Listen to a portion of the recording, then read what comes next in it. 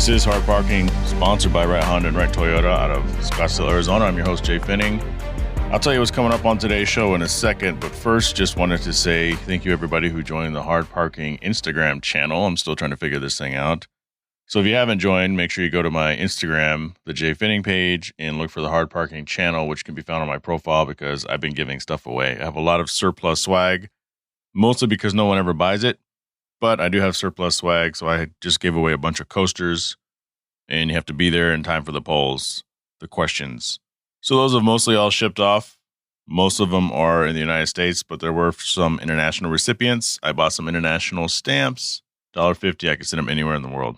But what's also fun about joining this group is that you can interact on the polls. Number one is, would you buy a green car? 24 people said yes. 22 people said depend on the car. And 8 people said they actually own a green car. And then 7 people said no. The context was, I'm a big fan of the 02 to 06 Aston Martin V12 Vanquishes. That's one of my dream cars. And one popped up for sale on Bring a Trailer, and it just happened to be green.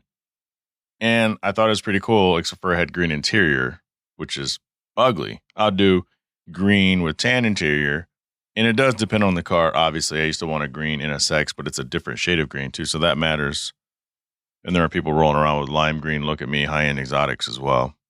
Went to the gym. I've been going to the gym every day at 4. Well, I've been trying to wake up every day at 4:30 and go to the gym at 5. I do my workout in the morning, which is very light, trying to lose some weight. And I ordered some Adidas shorts. When I put them on, I found out they had no pockets.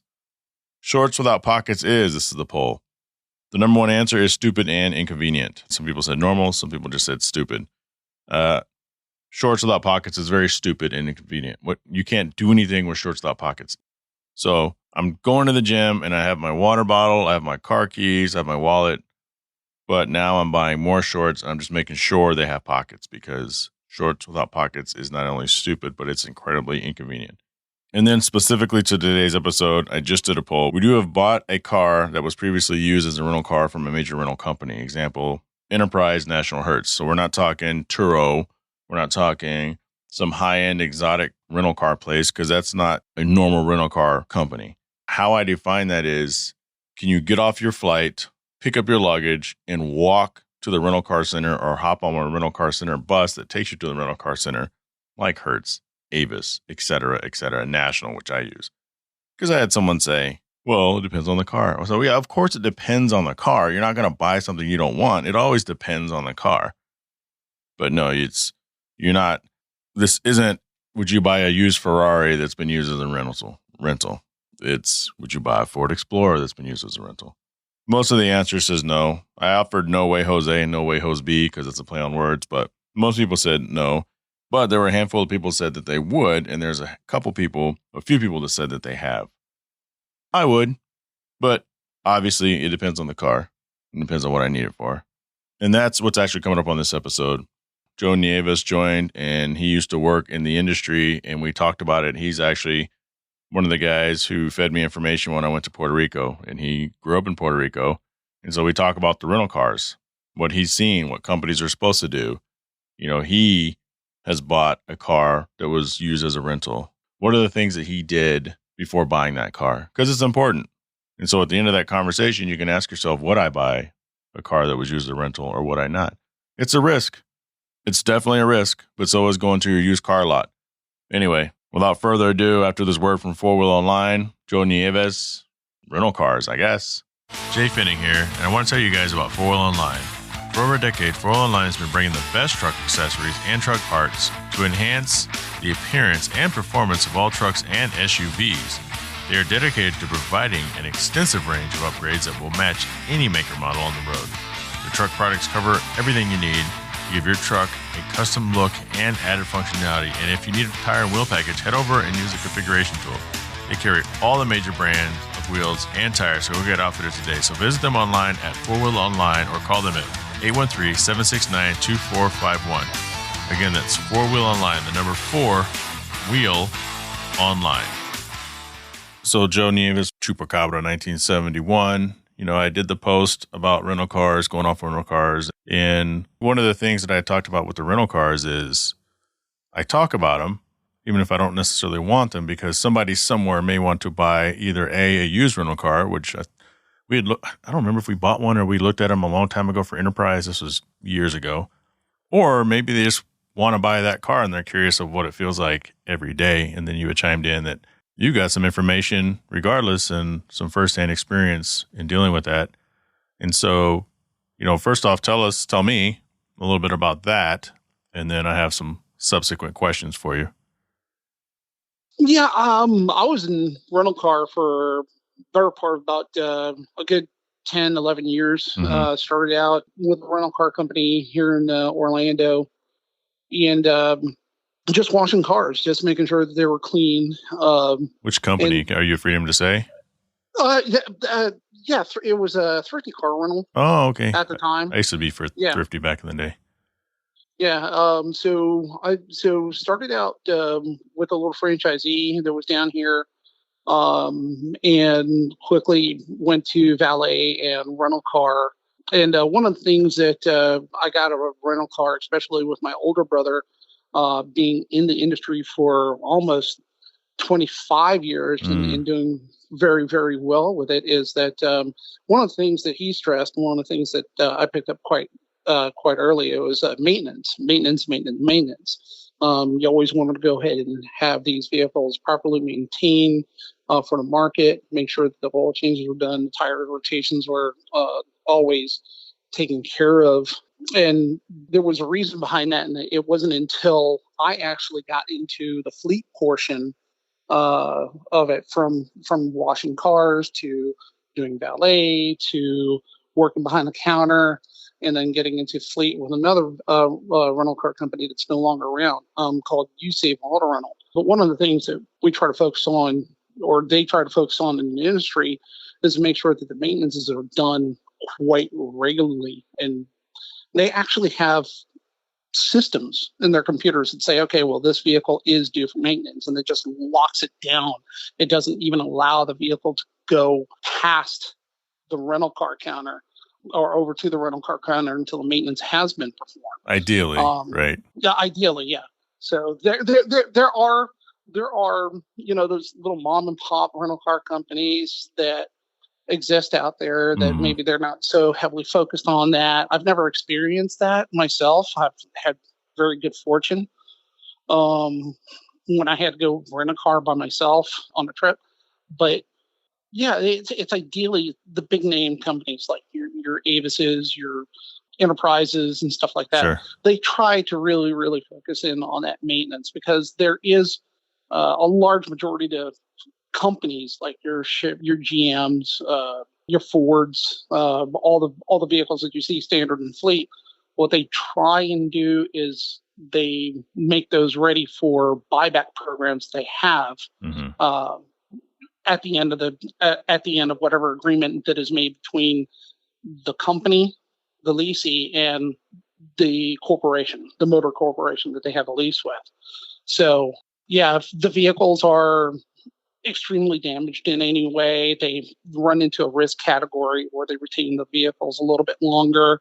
But there is a process, if you will, that makes sure that those vehicles are properly maintained. If there's any kind of damage to the vehicles, that they're fixed by a reputable shop, and then that reputable shop warranties and guarantees the vehicle, so that way it doesn't get rejected by the manufacturer. Are you still in that field? Not in overall rental car anymore. I'm still in fleet. Okay. I do commercial fleet now for a company here locally in Longwood, Florida. And they're the ones that do all the Wawa beer coolers and have some projects going on for Universal Studios and a couple of the hospitals in the area as well. So it's really nice. I deal with cargo vans, and there's a completely different challenge with cargo van markets right now and pickup truck markets right now. So yeah, that's a unique challenge unto itself. But you see that trend because I get the newspapers, I get the magazines. You see the trends when it comes to rental cars. You see the trends when it comes to allocating lease vehicles. it's quite interesting what's going on there because even I believe that you said that you had a higher mileage vehicle in your rental car when you went to Puerto Rico, if I'm not mistaken.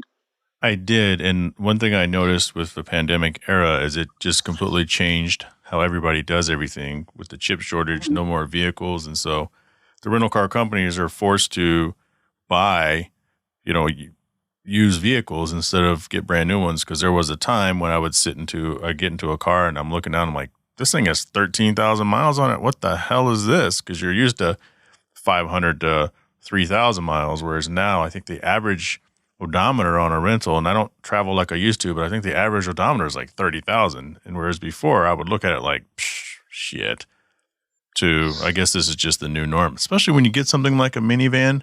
Like my first Kia Mhm. Carnival had a bunch of miles on it. The second one was relatively new. I think it had like 12,000 miles on it. Yeah, and that's really not even before the pandemic. That's not really uncommon in certain markets, only because every market has their own individual plan with the I manufacturer. So see. you can get a whole allocation of vehicles, for example, and say, okay, well, we have these new car coming in for Puerto Rico, for example, and the Puerto Rican market will say, okay, well, we're going to retain these vehicles XYZ amount of years only because, um, we can keep them a little bit longer. And that is just that is just part of the supply and demand that they have on the island, because you got to remember, Puerto Rico's unique challenge is that everything has to go through Jacksonville before it gets to Puerto Rico, because of the Merchant Marine Act of what was it, 1918. No, I didn't know that. Yeah, so that's one of the things. That's one of the challenges for an island like Puerto Rico. Everything, all the goods have to be shipped from the port of Jacksonville over to Puerto Rico before they get them. So it does become a challenge to bring them new vehicles and new assets, and they don't have that direct line or feed. And that can be from what I've seen, some of the island places too. But yeah, COVID has brought in a unique circumstance where, when COVID hit, there was okay. Everybody's like, "Oh, we're not going anywhere. We're not traveling." So what did rental car companies do? They sent all their vehicles back. Hertz was famously, they had filed for some kind of bankruptcy, but I mean, they're obviously still in business, but they just had Hmm. thousands of cars sitting. Yeah, and one of the advantages to that for us, my wife and I, is that we were able to pick up a 2020 Corolla SE for 13.5, Hmm. because there was just so much in the market. Now, fast forward to where, you know, you have no shipping, you have material shortages or chip shortages, whatever it is you call it, because a large majority of the semiconductors come from they don't come from China. China wants you to say China, but it's actually from Taiwan. Right. So all those semiconductors are, well, the global geopolitical problems are going over there, but that right there pertain to a large majority of the problems that we have now, where vehicles are not being produced in mass quantities. It's created a slowdown where it's almost like you're getting the vehicle built a la carte. Okay, I want that vehicle, I want this color, and you'll see it about maybe 2 or 3 months down the road if you're lucky. Um, but when it comes to then versus now, then you had that surplus at COVID. After COVID, you still see empty lots. Now you're starting to see a slow comeback, from what I could tell. There is a slow comeback, like Toyota, um, and your Hyundai's. Uh, but in my world now, the world that I'm in, which is commercial fleet, it's cargo vans are very hard to come by. Nissan has actually discontinued their cargo van line. Um, and I know that Chevrolet, they're redesigning, Ford is redesigning their cargo vans for e vehicles. So I'm kind of curious as to how that's going to affect the overall dynamic, because when you start talking about towing capacity and things like that, and like companies like such as ours that would require towing a fifth wheel. I'd be interested to see how, these electric cars or electric trucks are going to work with that kind of capacity. Have you seen an effect of cargo vans used? Do you only deal in new, or do you guys sometimes get like gently used? And where I'm leading in with this question is, it's the big deal that Rivian made with Amazon, to where now all the Amazon trucks, at least over here, are all these electric trucks. And then there's got to be a ton of these little Sprinters and Ford Transit. Well, not Sprinters. I don't think they ever use Mercedes, but there's got to be a ton of Ford Transits like flooding the market. Case in point, when I was in Puerto Rico picking up the minivan, they tried to push the smaller Transits on me. And I said, well, that's not going to work for what I need. But I've never seen so many Transits at a rental car place. And I've never gone to Puerto Rico, though, too. So it could just be normal, but I'm going to assume that it's not. Yeah, it's like trying to stick everybody into a Daihatsu, right? It looks cute. There's a throwback. But how many people can fit into a Daihatsu van? Not many. So in the cargo van world, for example, I'm in a unique position where I went up to my bosses and I said, well, we need to think outside of the box a little bit because new vehicles are very difficult to come by. That is just expense, basically expense or delivery time or whatever the case may be, right? So the cargo vans, I was allowed to look at other markets and see what kind of surpluses they had in availability. And this is what most people are sitting there looking at when they go buy new cars or used cars or anything like that. So there's a little trick right now that some automotive dealerships are doing, which is basically saying, okay, well, we let somebody drive the car off the lot as a loaner vehicle for about 100, 200 miles. And so we have now badged it as a pre-owned certified vehicle. So that those individuals or those dealerships, and they have badged those vehicles at a higher rate only because they know that they can get the price to sell that vehicle. So I see that a lot when it comes to a cargo van, where a cargo van, circa 2020, take for example, your Transit 250 mid-roofs would normally be around the neighborhood of about $35,000. Now they retail for about almost 49 to 51, depending on what kind of package you're getting for the vehicle. And that doesn't even include the upfitting that would be required for the type of work that the individual is going to be doing. Right. Yeah. So there's some challenges there, but I've been fortunate like I said before, with this company to say, okay, well, let me go and see what the other markets are doing and see who has what. And if it's a low mileage pre-owned vehicle that's worth us getting, then we'll go ahead and I'll tell our fine folks at our leasing company to obtain that vehicle for us, get us the quote and all that stuff. And if the quote looks great, then they'll send them a PO. They'll make the payment for it for us on our behalf, deliver it over to us, and then we take care of the upfitting. We'll pay out for the upfitting, so that way our monthly lease to the lease company is at a reduced rate. Let's go back to your Camry that you guys bought, the 2020 Camry you picked up for pennies on the dollar. Having worked in that industry, and you said your brother was in the industry for decades. Should people be afraid? Because I'm sure there's a huge, there's a stereotype misconception out there about buying a car that was used as a rental car. Because I've even joked at it where I've said this rental car had 13,000 miles. That's like 120,000 miles in a normal car because of the way people drive cars. But I'm not convinced everyone drives rental cars like a bat out of hell, because me, a car guy, I don't drive rental cars like a bat out of hell, regardless if I have a nice one.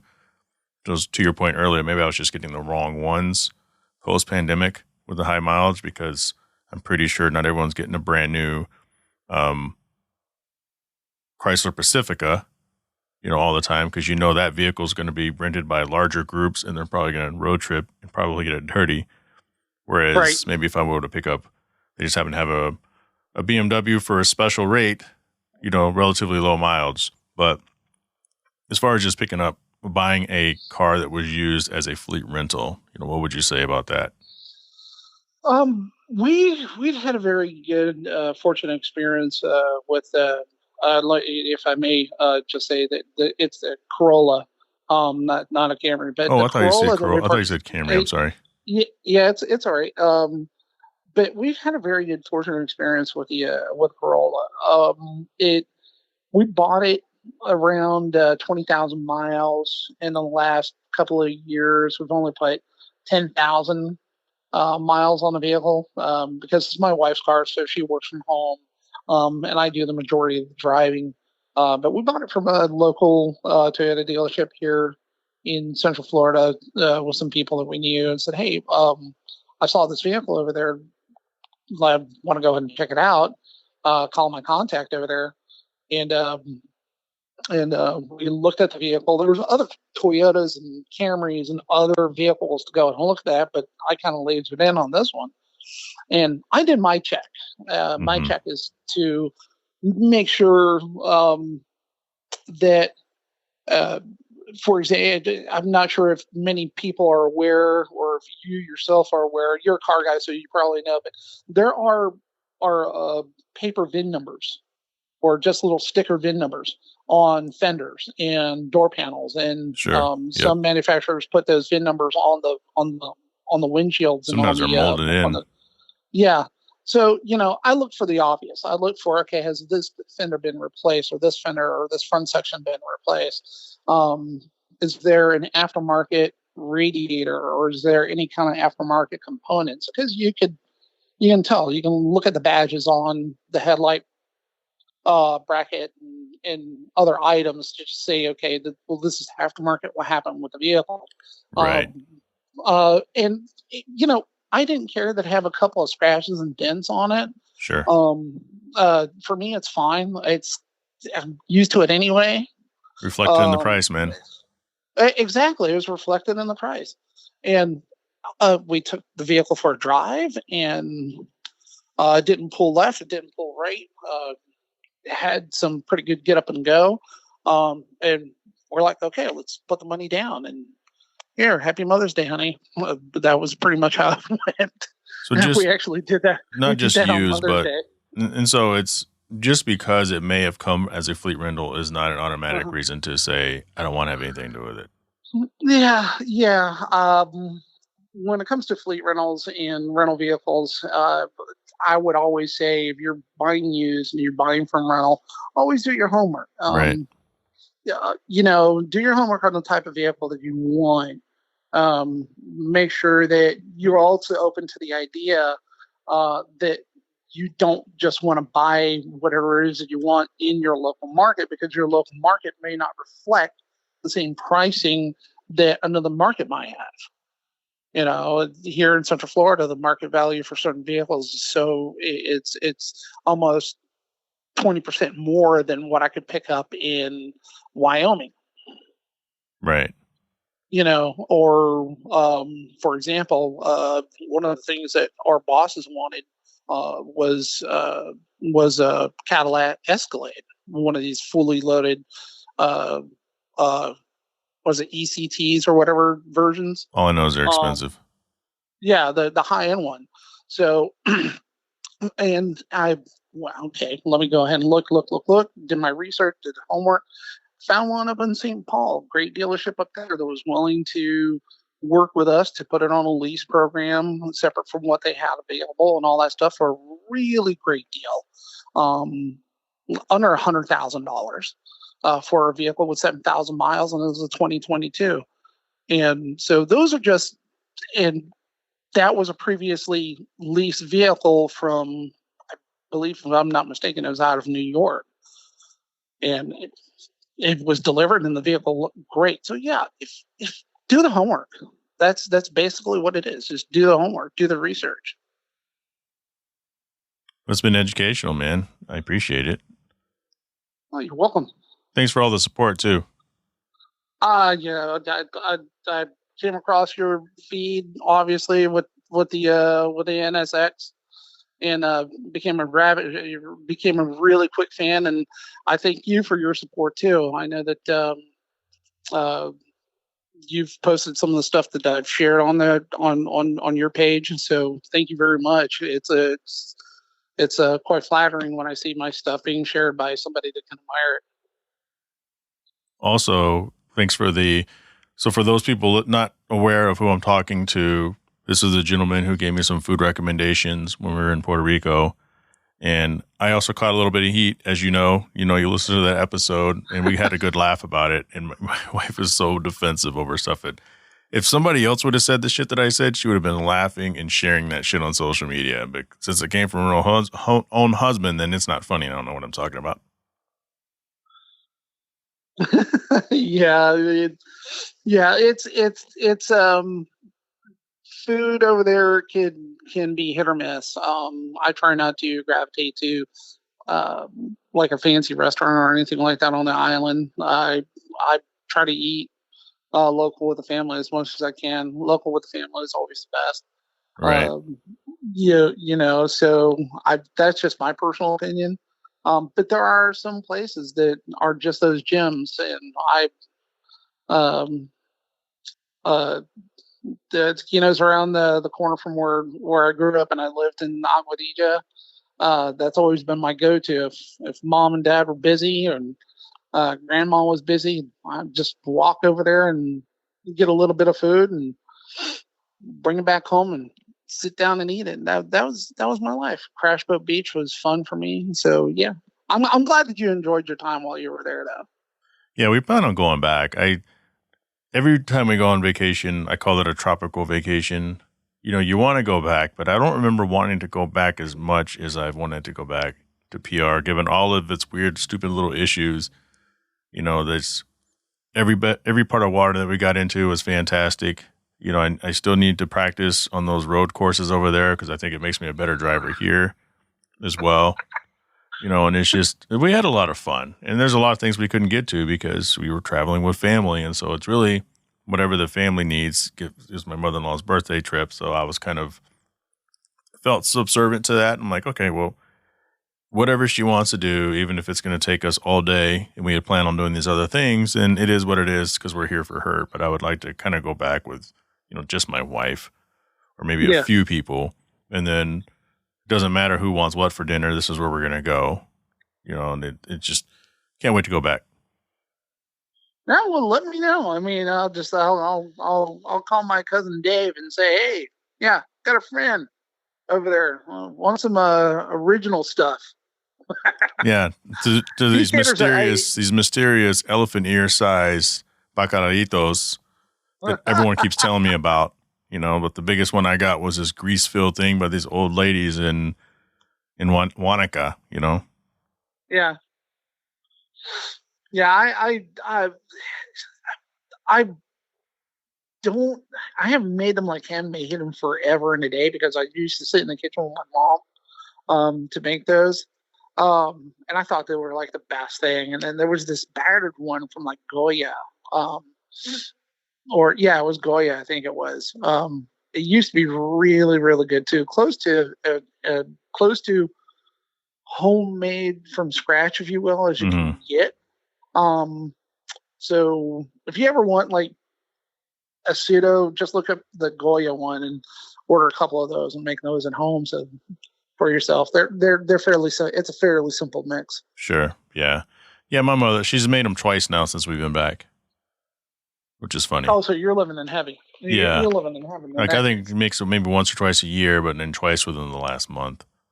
And at some point, my wife's going to put the kibosh on that and say, okay, Ma, no more frying because it makes the whole house stink. She always forgets to turn on the fan above the oven, above the stove. I will walk downstairs and turn that motherfucker on high.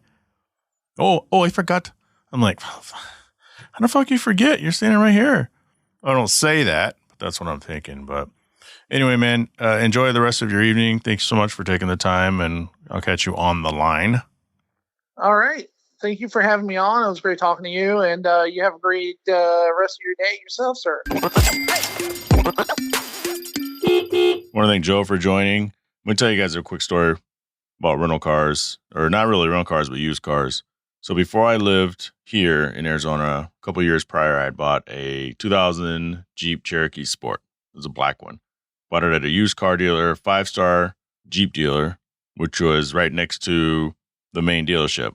And I don't know if I've noticed that here as much, because I bought my car from Acura of Tempe, my NSX, and we've got our MDX lease there, and they sell used cars there. But I don't know how often this is the case, but the place in Michigan, you have your main dealership and then you have your used car dealer, and they're the same entity. It's kind of weird. So anyway, I bought this Jeep, and I bought it because it's a 5-star dealership, and I bought it because I've had Jeeps before, and you can trust that they're not going to screw you over. Except 3 weeks after I bought the vehicle, it rained for the first time when I was working in the hospital. So I come out at night, and I have a puddle of water inside my Jeep. And of course, it kept raining the next couple of days. So I had to take it apart, try to figure out, where is this leak coming from? The windshield was rotting out. And this is a car I bought at a dealership. So when they washed the car, they had to have known that the windshield leaked, but nobody said anything. That same vehicle, I decided to crawl underneath it in my garage to kind of look around, and the whole bottom was rusted. And I saw a space, and I poked at it, and I go, what is this? It's white. What the hell is this white stuff on the bottom of my vehicle? And it was a big area, big splotchy areas. And I touched it, and it was soft. And I said, oh, hell no. I got out from underneath the vehicle. I opened the driver's side door, and I reached down with my left hand and reached around till I could find that soft spot. I pushed up, and then the floor inside went up as well. This Jeep had rusted spots through the floorboard, and somehow they still sold me that vehicle. And I say all of that to say this. Just because you buy it from a used car dealership, this sounds obvious, but we all buy used cars. In fact, my NSX sitting in that garage is the first brand new car I've bought since 1999. But just because you buy it at what you think is a reputable used car dealership, not the kind that say you pay us every week $50 a week for this car, not the kind that's going to say your interest rate is 14.8. And by the way, if you're in that situation, it's because you have to be in that situation. Your financial situation dictates that, and that's all you can do, but you need to get out of it as soon as you can. I get that. I understand that.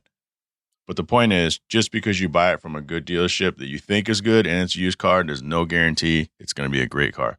My wife prefers certified pre-owns every time we buy something now. That MDX, we leased it, but if we wanted to purchase, we would have purchased used, but it would have had to have been a certified pre-owned, because a certified pre-owned basically says the car is brand new to the dealership. They've gone through all this checks on it. It's got no leaks, no issues, and they warranty it a little bit longer because it's a certified pre-owned, but you're going to pay more for it. So anyway, would you buy a vehicle that was used as a rental? I think I would. It depends on the vehicle. They're not always easy to find. A lot of times you have to get to them through banks. So if you log into your financial institution, and if they have used car loans, a lot of times they have portals on the back end with access to those vehicles. I used to see them all the time. I bank with pinfed.org, and they have that. They have a ton of enterprise rental cars that are now for sale, or they used to years ago. Now look. Anyway, if you guys haven't listened to the most recent episode with Fielding Shredder, you need to go listen to it. It's fun. Good episode. But it's also an indication of how far he's fallen from popularity, when his first episode at the time for months was my most downloaded episode. And it held that, like I said, for a while. Whereas, it slid to number 7, whereas last week's episode is not doing very well. Maybe I'm just terrible at being a podcaster.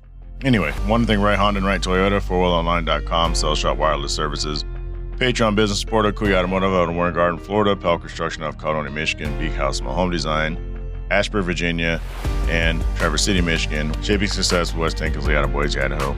You can join my Patreon for as little as $3 a month, patreon.com/hardparking podcast. Special thanks to Mark Stone, Catherine Cox, Lady Ramos, Richard Graves, Byron Jones, Bo Jung, Alex Gamina, Drew Bunkley, and David Garner.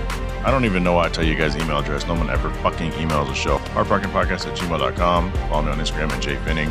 Join the Hard Parking Violations Facebook page and join the Hard Parking channel on my Instagram.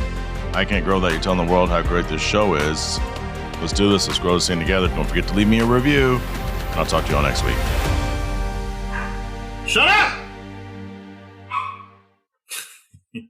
Now it's stripping time. Ain't nobody got time for that.